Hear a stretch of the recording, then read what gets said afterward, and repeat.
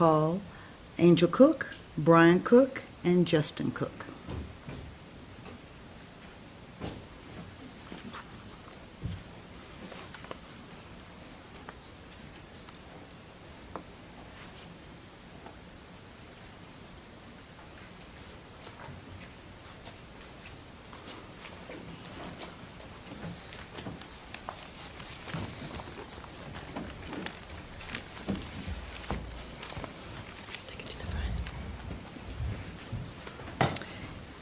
And who will testify first? I will. Okay.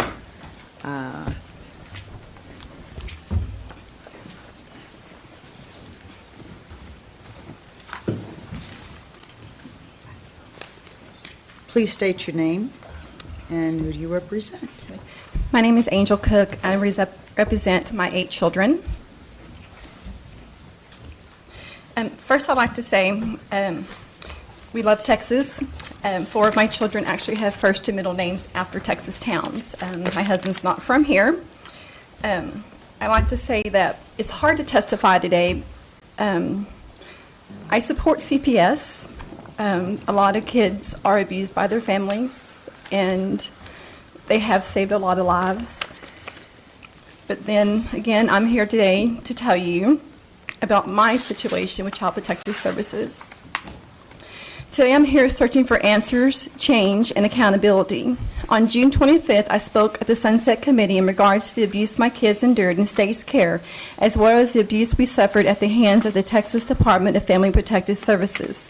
During the hearing, the committee heard testimony about social workers lying under oath, falsifying documents, and withholding evidence, which led to me being arrested twice on the same charge of injury to a child by omission, which led to my children being placed in foster care for 377 days. They also heard Texas social workers as well as residential child care licensing investigators who have to this day hid my children's physical and sexual abuse as well as my children's child endangerment and medical neglect while in state's care. During that hearing, Representative Harold Dutton stated, "This is the worst thing he has heard or seen in state government during his 30 years as state representative." He also stated, "This is government at its worst." Senator Birdwell compared our case to a death penalty case, and Senator Jane Nelson stated, "This is criminal and someone needs to go to jail." Sadly, to this date, no one has been held accountable for my children's abuse and neglect in state's care. In December 2013, my innocence in the false allegations built up by my social worker was proven that I was fully innocent. The truth came out that not one of my 8 children ever suffered abuse or neglect in my care. But sadly, the love, the hard work I instilled in raising my children was lost. My happy, carefree children are no longer the same children. Instead, today, my children know pain, fear, heartache, anger, and resentment.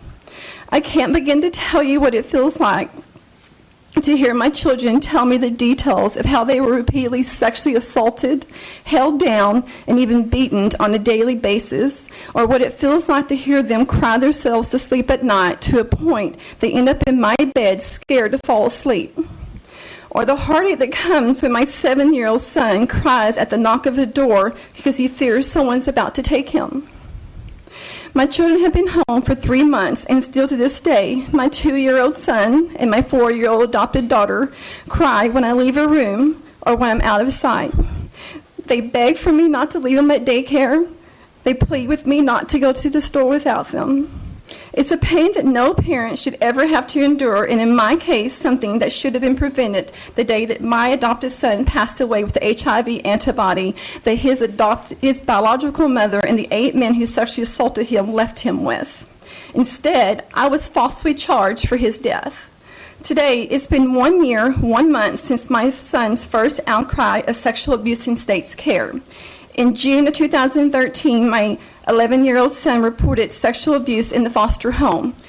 The residential child care investigators and CPS workers stated it was not a big deal, let's not worry about it.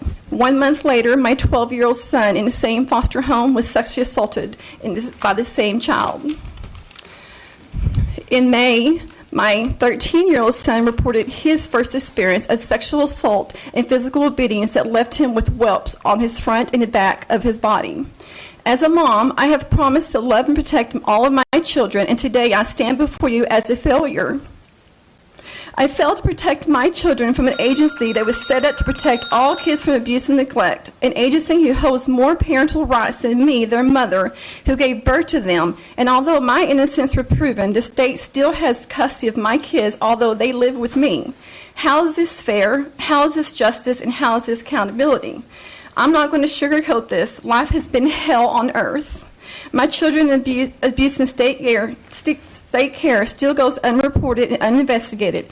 We have gone through our child ad litem, who's only met 2 out of 7 of my children in the year that they've been gone. We've gone through CASA, CPS, Residential Child Care Licensing Investigators, OIG, the Ombudsman Office, Judge Specia's office, and a Sunset Committee. We exhausted all possibility avenues, yet we feel as though people rather overlooked my children's abuse in state care because they're back home. But the end result is I have to listen to my kids cry themselves to sleep. I have to listen to why I didn't save my kids for the 377 days they were gone. How, as a parent, do I respond to that? I feel like I neglected my children because I couldn't rescue them from state's care. I am pleading to you to end this, to be the voice of my 7 children and all the other children being abused in state's care and their abuse that's being raked under the rug like my family's. Please show Texas children that they do matter, that they are not a lost cause, and that they truly need a new outlet to report the abuse other than where they have now. Our Ombudsman office told me after filing my report, Child Protective Services will contact you within 2 weeks of your allegations. That was 3 months ago. My kids reported abuse in June of 2013. Nobody has been held accountable. If I have my children in my care and they're abused, I go to jail. I lose my rights. My kids were in state care and foster parents, and the people who abuse them and social worker have no accountability. Please, please help these kids. You can't help mine. Only God, prayer, and love can. But you can stop this from happening to any other child in state's care. Thank you.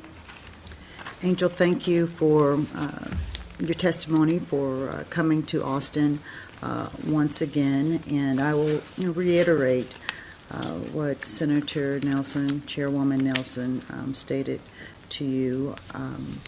Very sorry for what you and your family had to endure.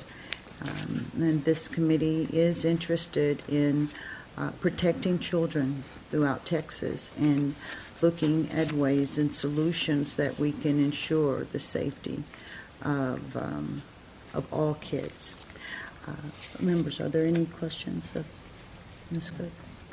And are there charges filed? I don't know what we do really as a committee on this particular issue, but are there charges filed? It would seem the police would be involved, or?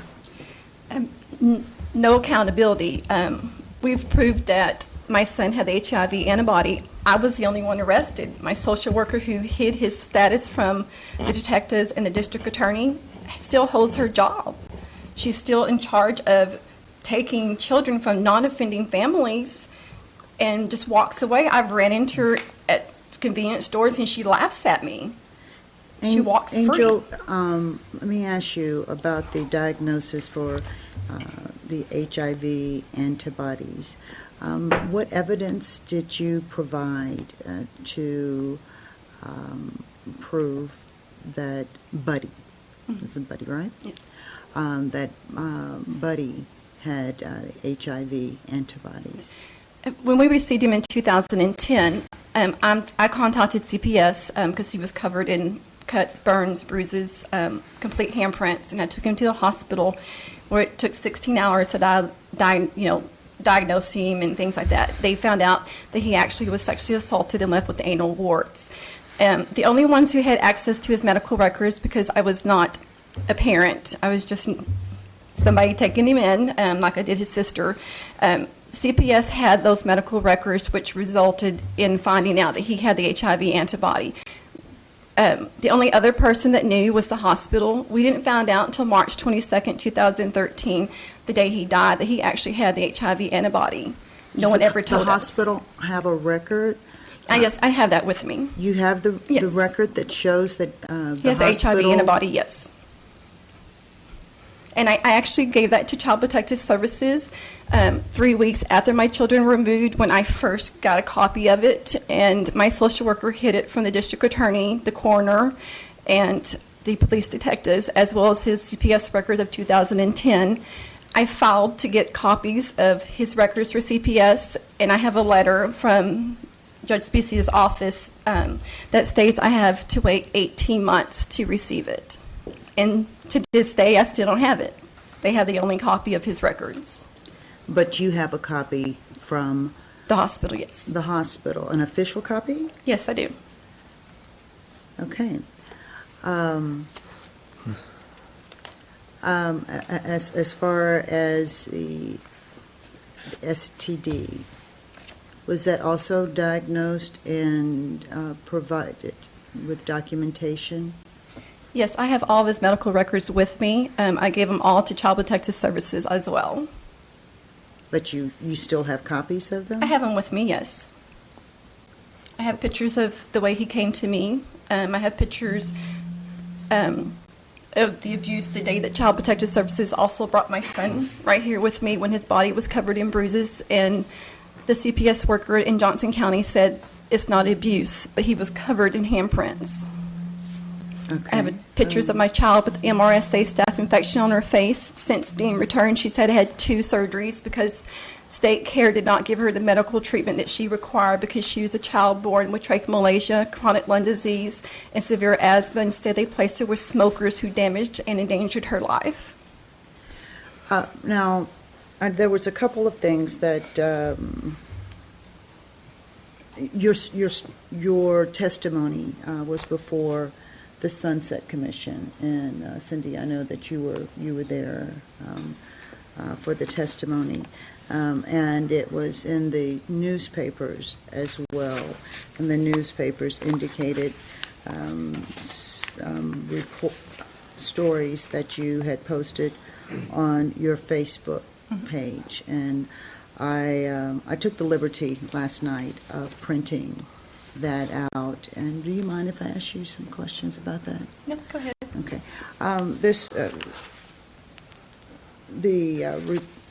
Story that you wrote, the status report that you had on your Facebook page, was that originally written as a narrative by someone else and then changed to a first person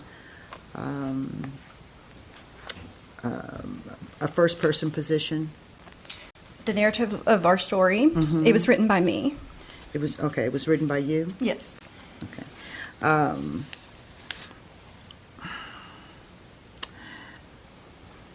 The autopsy report, you had indicated that the autopsy had been released within three days, and it showed certain findings, but that it was overturned. Can you tell me about that? Whenever my son passed away, on the 3rd day after his death, a preliminary autopsy was given. One of our social workers, who's not supposed to be in the room during the autopsy, was actually in the room during the autopsy. It revealed that my son had food and water in every part of his body that was supposed to, although Child Protective Services claimed to the media that my son was starved and beaten and dehydrated. That was released to court documents at our first court hearing, and the medical examiner stated there was no signs of abuse on my adopted son, that those were scars on his body from prior that matched his medical records. He also stated, And you have medical records. You had medical records from when that substantiated these Yes. bodily injuries, and you still have copies of those? I have them with me. Okay. But whenever my son passed away, my son's a fetal alcohol syndrome child. I adopted him and his biological sister that was left in the tent for 6 days 3 days by his mom that left her there to die. I had her from 6 weeks old, and 3 months later, Child Protective Services in Texas cleared my home to allow the mom to drop off her 2-year-old son, which was Buddy. I passed a home study. They've interviewed all of us, and I ultimately got accused of causing my son's life. And I mean, she would call me a baby killer. She told my children, "You're never going to see your mom again." By 1 week, my children came to visits and told me, "Mom, she's already told us we're being adopted out and we're never going to see you again." This caseworker has chased me down. I have her sitting outside of my home after my case was closed. She stalks me. She ran me off the road. But I can't get no help. I made police reports and nothing, because I was labeled a child killer. But the medical examiner, on May 20th, they promised that they were going to do genetic studies because, he's an incest baby. His mom married her biological nephew. He's also a fetal alcohol, drug-induced baby, and he has the George syndrome that runs in the family. When May 20th came, the Child Protective Services attorney notified us that they decided at last minute they were no longer going to do genetic testing. We fear it was because they found out of his history. And so whenever they did the autopsy, the medical examiner came and said, okay, he had no abuse signs, but we're going to rule his death malnutrition by starvation. I was arrested at that court hearing when I was fighting for my kids. And after I bonded out, we were going over the autopsy, and we found at the signatures, the medical examiner forged another medical examiner's signature. We couldn't confront the district attorney about it because that's not how the law works. Finally, in October of 2013, the medical examiner came forward and he testified and told them they're not guilty. He didn't die of starvation. Child Protective Services worked with the chief medical examiner office and helped alter his autopsy to satisfy their findings of removal of my children to make it legal. But the truth came out, and the district attorney dropped all charges. I'm sorry, Representative. Okay, you were asking a good question. Who stated or suggested that Child Protective Services change the documentation? Because I was under the impression that the medical examiner, there were issues, professional issues with the medical examiner's work and findings, and therefore it made other autopsies questionable. Yes.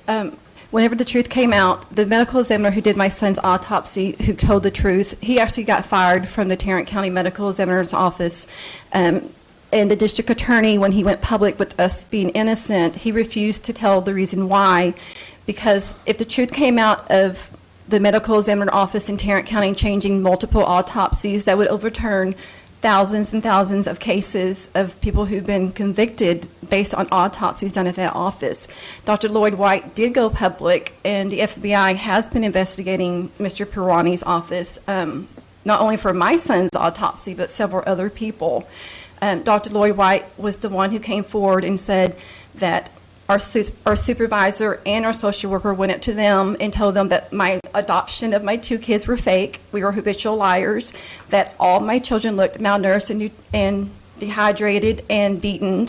But 5 days later, my kids were found completely healthy by CPS doctors. They never went back and cleared any of their false accusations up against us. And in newspapers, we were labeled child killers. We had it spray painted on our home. We had gasoline poured around our house twice. We had windows broken out. I wrecked my vehicle because people chased me down. Public humiliated in 14 articles. And all it would have took was someone to say, we were wrong, and I'm sorry. And Dr. White went on the record, affidavit, that he was told this information by the agency? Or Yes, I actually he have it on only tape. told you? We actually have it, he told us with our attorneys present, and we actually have it tape recorded for legal reasons. Him coming forward, he actually testified in another hearing down here in Austin where the Tarrant County Medical Examiner Office were threatening his life. And so we feared, the worst. And so we actually had permission to record his coming out and telling the truth. And he, on the tape recorder, it states that these supervisor and a social worker went into there and told him, our adoption was fake and this and that, and that we were liars. And he described the social workers as the two that came to our home, and they still hold their job today. I've reported this, but no one wants to help because everybody's in fear of what's going to happen if this goes public. And the thing is these are my 7 children. I had to bury a child, and now I'm looked at. If you type my name anywhere on the internet, I'm called a child killer. And that's not what I am. I saved 2 children whose mother beat them and let 8 men sexually assault them and didn't want them. And I already had 6 kids. Mm-hmm. And I've passed 4 home studies prior to this adoption. And it took one social worker to ruin my reputation, my character. The only thing they didn't ruin is the bond that I have with my children. Every psych doctor that they talked to while in care, they told the psych doctors reported back into our records that all these children say the mom's never done anything. She doesn't hit them. She doesn't spank them. There's no abuse. No one found abuse other than those 2 social workers. You stated that when you went to court, mm-hmm. That you were arrested. Was this 2 separate court incidents, or were you told to come to a custody hearing, or were you told what reason you were coming to court when you were arrested? Right. We were coming to court on May 20th in hopes of getting our children returned. Okay, and were you informed by anyone, any party, as to why you were going to court? It was a regular set court date that the Child Protective Services has. I believe it was our 60-day hearing. And you were told that hearing was for what? To get my children back. So did you have legal counsel with you? I had an attorney. And your attorney was there under the auspices of a hearing for your children to be returned to you? Yes, we were there to ask for the return of our children, and instead the judge got off the stand and said, I'm going to let you know you're being arrested. No heads up to our attorney, nothing. CPS blindsided us, and we were both arrested on May 20th, and then on June 25th, Child Protective Services, we had a visitation scheduled on a Tuesday, and we were rearrested on the same charge, but our bond was increased right at our visit time. I don't know how to tell you what that feels like. It was such a raid. I was 118 pounds, and 5 officers came to arrest me. And I have scars on my hands because of how tight that decision was made by the district attorney? And Child Protective Services worked with them. Well, only the district attorney, I believe, he increased could make the bond. that decision. He increased the bond, and Child Protective Services decided, let's do it at their. And so they called and told them we showed up, and that's when the police came because they issued a new warrant. Okay. And you said that you contacted the agency with the complaint, and you have not received a finding from the agency on this complaint? Right. We've not heard back anything. I've called a Ombudsman's office. They told me, you made a report. Child Protective Services will have to investigate. They'll contact you in a couple of weeks. We've called OIG. I've talked to Andy, I'm not sure his last name, twice. He told me someone would set me up with an interview to investigate. That was 3 months ago. I called again. Same thing. After testifying at the Sunset hearing, Child Protective Services broke our mediation agreement and came to my home 4 different days and then visited my children at daycare, which was in violation of court orders, in retaliation for me speaking out. They were trying to band it where I couldn't bring my children today to speak. These are my children. I was proven innocent, but they have all the rights to my kids until October 4th. What was the reason for visiting your children? Was it a scheduled monthly? No, ma'am. Per our mediation agreement, what happened was they decided to return our children, but prior to that, the lady who had my kids were in foster care, and when our innocence got proven in December, the judge ordered my kids out of foster care into one of my church friends' home. She could no longer keep my kids in April, and so when CPS offers a mediation agreement, we weren't going to take it, but they told us if we didn't take it, my kids would be placed back into foster homes that sexually assaulted them. We took it, and per mediation agreement, 2 out of 7 of my children were forced into daycare paid by the state 5 days a week, even though I'm a stay-at-home mom, and CPS is required to be at my home once a month. They came on June 9th. But I testified on June 25th. They showed up the 28th, the 29th, the 30th, and then July 1st, which would be scheduled, but then they ended up at the daycare the 28th. I have pictures. Did you visit with them on each of those days? No, ma'am, I refused. She even left a letter. We had to put surveillance up at our house because these social workers, this one social worker won't leave us alone. And so what was the purpose of her visit? she didn't tell us. I asked her So she had visited with you on the 9th, so Yes. she met her 30-day provision. Yes, she did. But she came back. And so I questioned her when she contacted me. She left a letter on my door, so I called her and I said, I just want to say, I hope this is not retaliation for me speaking out, because I told her at the hearing, I told Judge Specia that they've already threatened us about not speaking out because we were speaking publicly on her Facebook.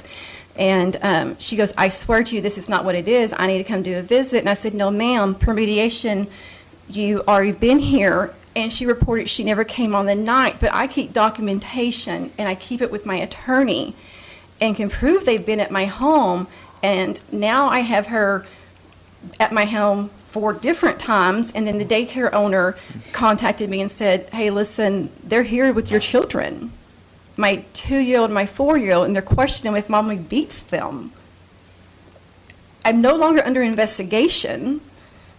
This is a return and monitor agreement, but yet they're doing this. Your children were returned to you in March? My children were returned on April 4th. April 4th? Mm-hmm. Okay, they were not returned to you in March. No, April 4th. Where were they in March? They were placed with a church friend from They were December still to with March. Yes. the church friend. Were you living with the church friend? No, whenever my charges got dropped, the judge originally said that the children can live at my friend Bonnie's house and we can be there anytime we wanted. Child Protective Services and CASA was completely against that, but our attorney for our children was fully for it. When we went back to court, The attorney for your children, my child ad litem attorney. When my children were returned, we had to take my daughter to the hospital. She had MRSA staph. She was in respiratory distress. My children were beaten, and my son, that was 2, was really sick, and we couldn't figure out why, and he kept throwing up blood. And we ended up having to take him to Quick Children's Hospital. It was found that he actually had screws and a battery inside his tummy. And we contacted CPS and said, listen, he's 2 years old. This could have killed him. And instead, my social worker said, we don't investigate foster homes. Instead, they turned the investigation on me, the person who sought medical care. My pediatrician got on the stand and told in court that my child had to swallow those screws in foster care, not in my care, not in my friend's care. He was sick I took him the day after that they brought him to my home because he was so sick.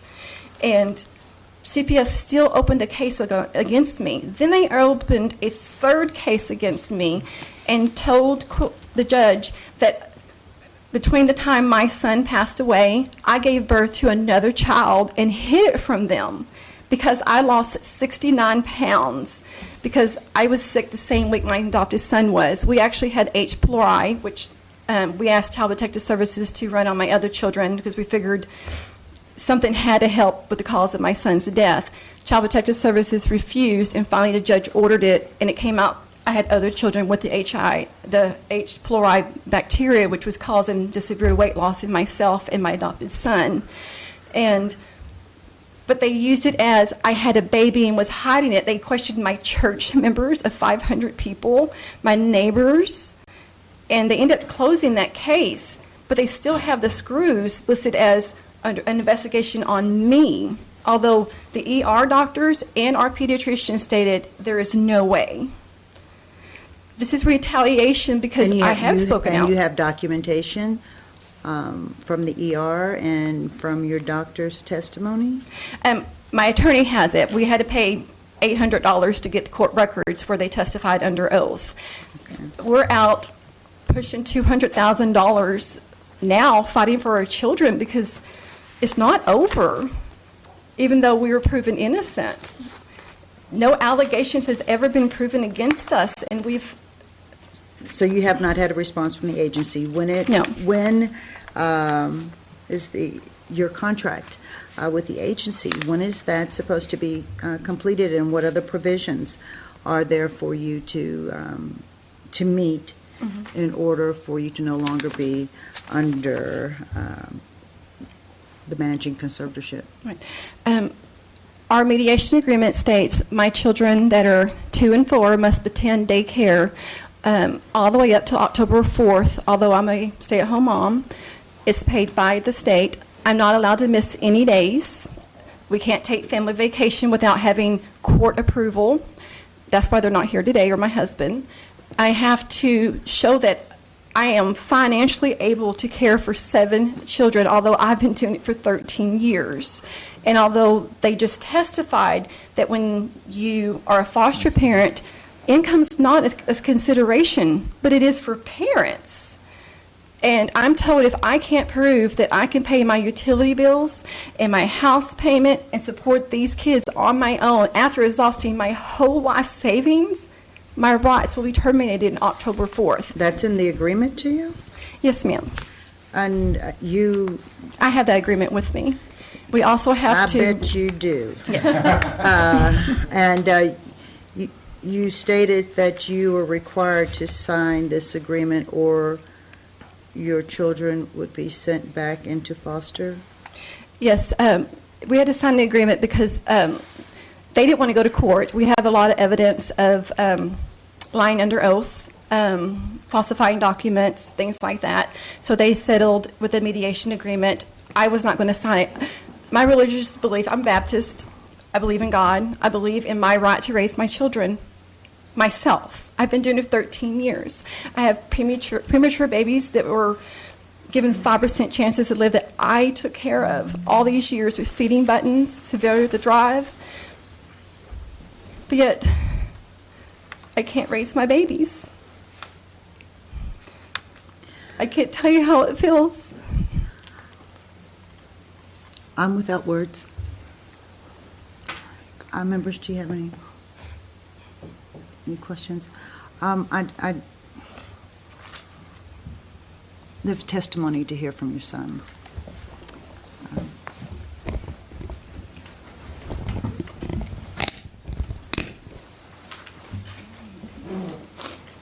Thank you.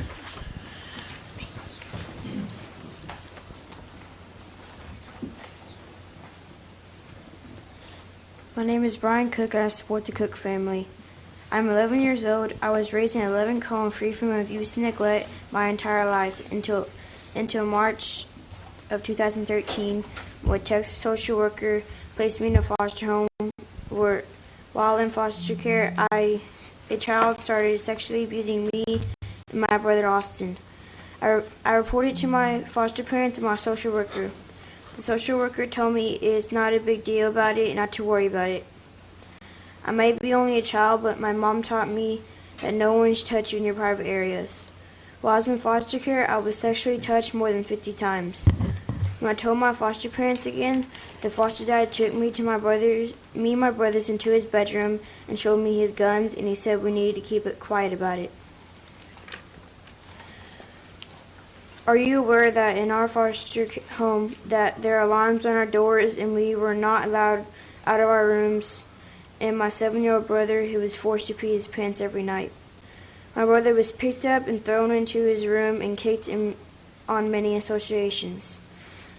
Today, my abuse was ruled out horseplay, although I was sexually assaulted more than 50 times, and I said no. I didn't ask for someone to touch me in my private parts, so how can my social worker tell me this is abuse?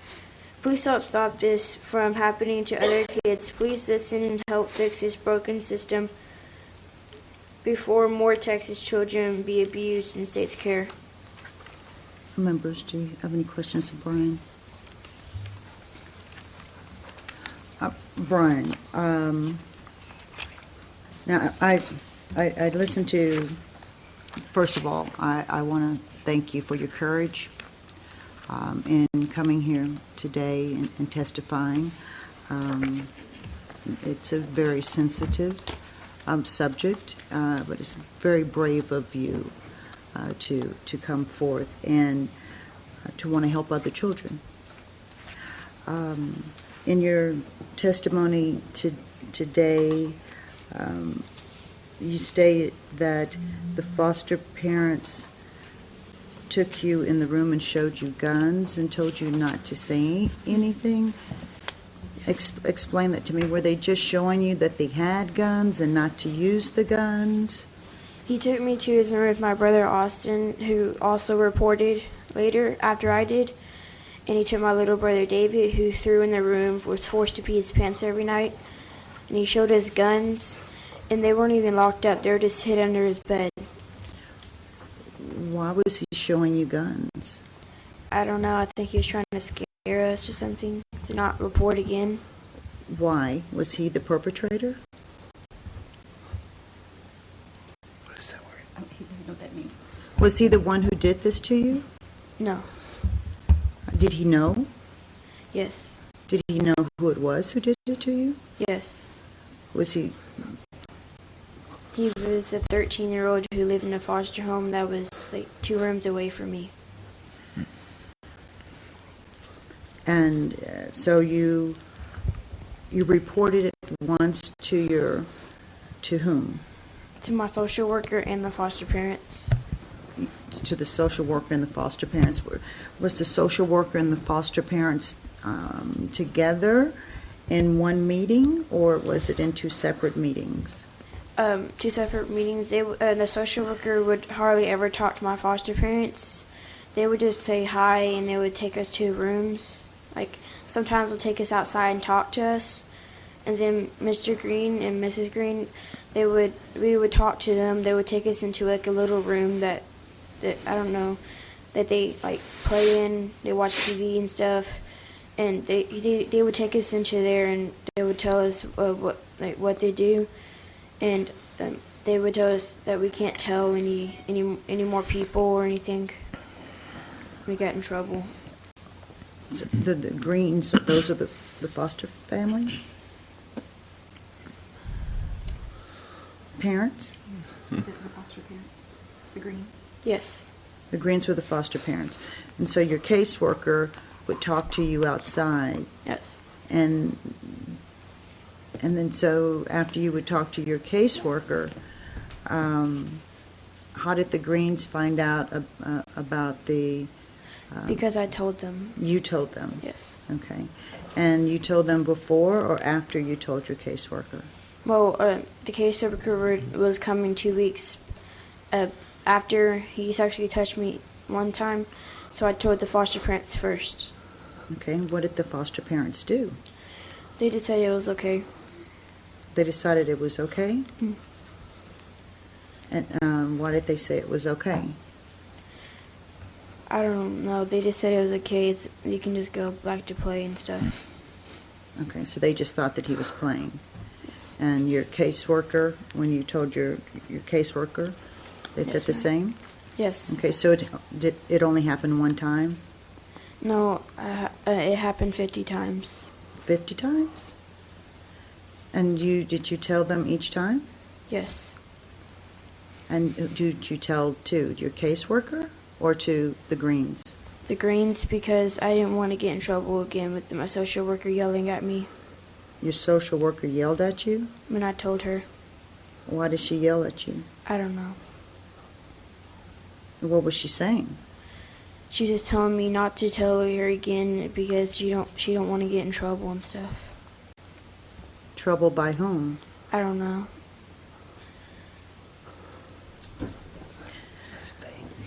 So, and do you remember when, what month, or around what holiday it was when you told your social worker about this? It was her first visit that she came with us. And when would that have been? The first couple of days of June. The first couple of days of June? Well, April, I think. April or May. Of what year? I'm not sure. This year or last year? Last year. Last year? Okay. Right. Was there anything in his file? All of our court records actually state that our children loved foster care. They enjoyed being in foster care. We actually didn't find out that my children were sexually assaulted until December. After 2 outcries of the first son was made in May, and another went to RCCL, which is the Residential Child Care Licensing Investigators. Then another outcry was made in May. We found out in December when a supervisor accidentally slipped up whenever I reported his beatings to her. And that's when we learned that Child Protective Services does not investigate foster homes. They waited 9 months. It wasn't looked into again until March, right before I got custody of my children back. My 13-year-old son's outcry was actually made June 25th, the day of my arrest. He had a whole runaway scheme, and I told my social worker and our CASA worker she'd waited 2 weeks to go talk to him. And he made another outcry in October. I have it on tape recorder where I begged her to go visit with him, that he was going to run away, and I feared divorce because he was in a town completely away from us, a different county, a different school, away from his friends, community, church. And her comment on tape recorder was, "I'm busy, I'll get out there in the next couple of weeks." And she did, but it didn't get reported to RCCL till March of 2014, and his first outcry was in June. So as of today, it's been a year and a month, and it still hasn't been investigated. Whenever we made the report, and they finally called them to them, they made my children come right next to the foster homes who sexually abused them. And my kids were so scared and trembled, and we had to reassure them that the foster parents would not know that they were, reporting this at the gingerbread house. No one ever contacted us, RCL, nothing. We told them we had pictures, and they wanted to know why we waited so long. And I told them we didn't. We reported child abuse in December, and our supervisor and CPS worker hid it from December all the way till March and finally turned it into them. And I have it on tape recorder where my children, when she went to my kids' school after they returned here back into Cleburne, and they were interviewing my children, and my children said, she questioned them on, have you ever been exposed to drugs and alcohol? And my son said, yes. And she said, well, what kind? And he said, cocaine, marijuana, cigarettes. And she asked him where, and he said, in my foster home. But she never investigated it. She never investigated he was offered weed. And she never investigated my daughter testified to them that she witnessed my 2-year-old son swallow the screws in foster care. Instead, they hid that from the judge and still opened a case against me. Texas law says 48 hours. If I didn't report abuse to my kids, I wouldn't have them today. But my social workers waited all these months and nothing. I don't know how, you know, everybody kept getting up here and saying, you have this outlet, you have this outlet, you have this outlet. I've tried all 10 of them, and not one phone call back. I even reported the harassment from CPS to Judge Specia's office and told him I can provide you with pictures with dates on it verifying that the harassment, and not received one phone call from anybody. The only one who's been trying to help us was Senator Birdwell and Mr. Dutton. That's it. But they don't control CPS. To get the real aspect of how a parent and how the child has the right to report abuse, you have to speak to the people who matter, the children, the parents who are falsely accused, the parents who are retaliated and lied to on the earth under oath by social workers. I've exhausted every avenue. I've been proven innocent. I've never abused my kids. These avenues don't work. I have 3 out of 7 children sexually and physically abused, and I have 7 of my children medically neglected in state's care. My daughter that's back there, 2 surgeries since foster care because they put her in a dangerous situation. She started talking like a deaf child. She has an ear perforation from foster care. She needed a cleft palate repair. Her 3rd one, and Child Protective Services was notified, and they waited 9 months until she got back into my care for me to do it. I've done that, all of her surgeries and her doctor appointments in a month, and they told me we didn't have time the whole 9 months they were in care. This is not working, and the only way I see it is... They told you that they didn't have time. I thought that when a child is placed under the auspices of the agency, that there are requirements that they have to have healthy step checkups and medical... Right. My kids were removed and were placed with my aunt. I actually have 9 brothers and sisters and relatives, and my child died. My aunt actually was cleared by CPS to take my children. On the Monday when we had our first court hearing, Child Protective Services told my aunt, it's a closed hearing, you can't come.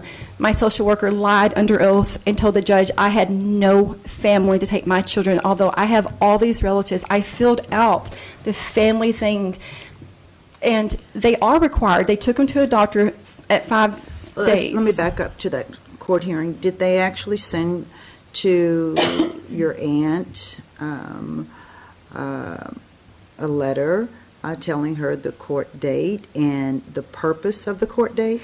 No. Did they send to you? We actually did not get told that we had a court date till the day of, 2 hours prior to our court hearing. My aunt got notified the same 2 hours, and she was going to come, but she had my children, and so she's going to get a sitter, and Child Protective Services told her it was a closed hearing. A closed hearing. And it was a closed hearing for what? It wasn't a closed hearing. All my church family were there.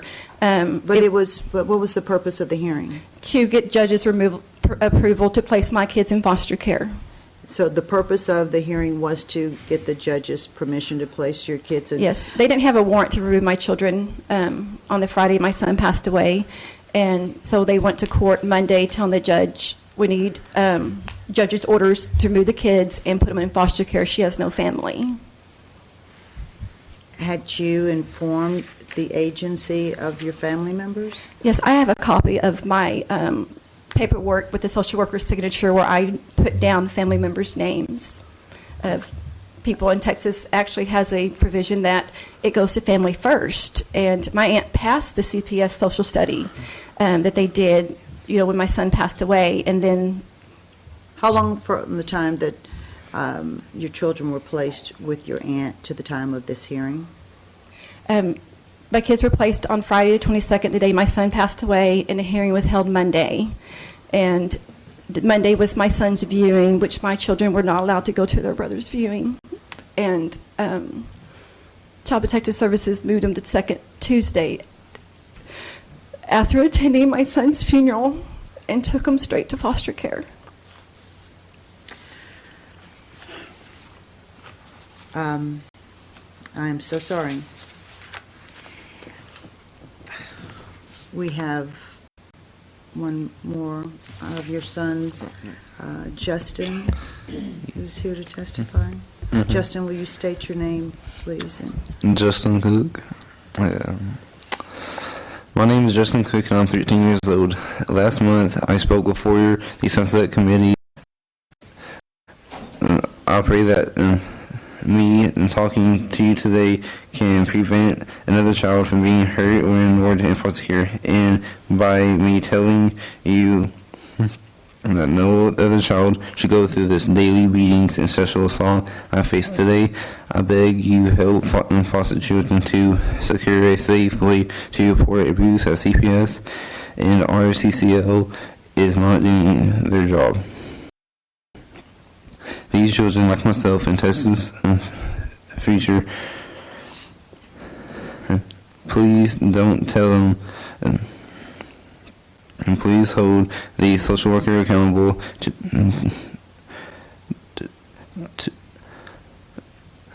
today. My social worker say I am a lost I'm a lost cause. I'm nobody, and if I speak out, no one will believe me. Please help me and prove them wrong.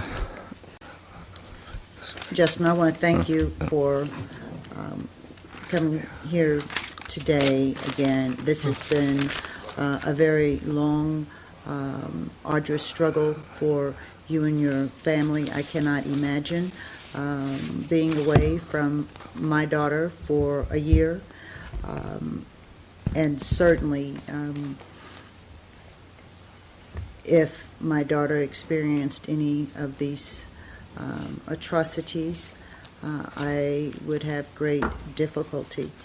Angel, you're very strong mother, you and your husband, for continuing to fight, especially knowing that your children still are under the auspices of the agency. I think there's still discussion that needs to be had. I would like to see, not in this room, but I would like to see the hard documentation, the proof that you have of the things that I've asked you about today. And then we will continue some discussions with the agency. Thank you. Members, are there any questions of Ms. Cook?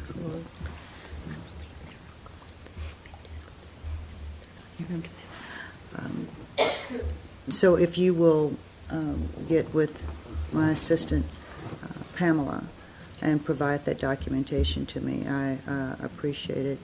And I just want to reiterate the courage that you have, all of you, for being here today. Can I ask just a clarifying question? Has Representative Frank. the social worker been the same the whole time? I mean, the one who made the decision, and is it still the same person? Is there not a We actually switch? have 5 social workers.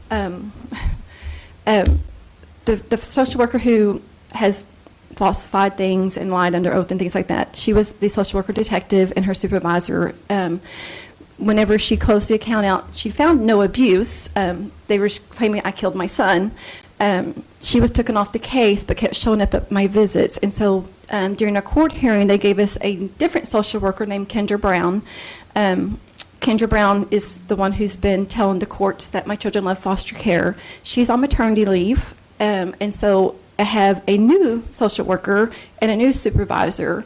And then when I reported my children's sexual abuse and my son had the screws in his stomach, they issued me 2 more social workers. So there's actually about 7 of them. So my kids have to talk to 7 different ones. And basically my kids trust nobody at this point other than myself. It was hard for them to come here because they've been lied to and told them basically no one's going to believe you. And I've taught my kids to tell the truth, and that's what they're doing today. And I'm very proud of my kids. I am. And I want to say thank you to all of you, because You are our only voice. We've tried every avenue, and you can't help my family, but you can help save other kids and try to find a way that they have a true outlet. This ombudsman office, it may help some people, but in my case, they told me that CPS was going to respond to my allegations. It failed me. Every avenue, it failed my kids. Ultimately, Texas was not the CPS that failed my adopted son. It was Oklahoma and New Mexico, where she was running from his abuse. But sadly, when he came here, Texas refused to give kinship to myself for him and his sister that we took in. They offered no Medicaid, no advice. Although he was diagnosed with RAD, post-traumatic stress disorder, he had nightmares and shook, and he hid in closets and tried to kill himself. They left us to figure it out. But I want you to know that when he died, my son knew true love, and my Facebook shows videos of him singing to God on stage. I can't tell you what it feels like to be accused of killing someone you loved. Why did you have to have permission from the tribal nation? My adopted children, actually Cheyenne Arapaho tribe, we actually told Child Protective Services that, and they told us their Indian character did not matter anything. And under tribal law, you're not supposed to remove a tribal child. There's different laws. There's Indian Child Welfare Act, and they violated those. Cheyenne Arapaho child has known we've been innocent, and they have not tried to take away our child. It doesn't matter to these social workers. Our social workers are not some of the ones that they talk about. Our social workers don't follow policy. They falsify things. I mean, I can prove on court only documents. the children that you adopted were a part of the tribe. They're full-blood Cheyenne Arapaho from Oklahoma. They're full blood. Yes. Now, and they're the children of your husband's half sister. Yes. So she was half, and your husband is not. Yeah, my husband, they have the same mother, but not the father. The father is full-blood Cheyenne Arapaho, and somehow they qualify through that. They are on the tribal roll, and we notify Child Protective Services of that. Okay. All right. Thank you so much. Thank you for your testimony today and your courage. Thank you. The chair calls Sandra Carpenter, Samantha Bryant, Alexis Bullock, and Lena Francis.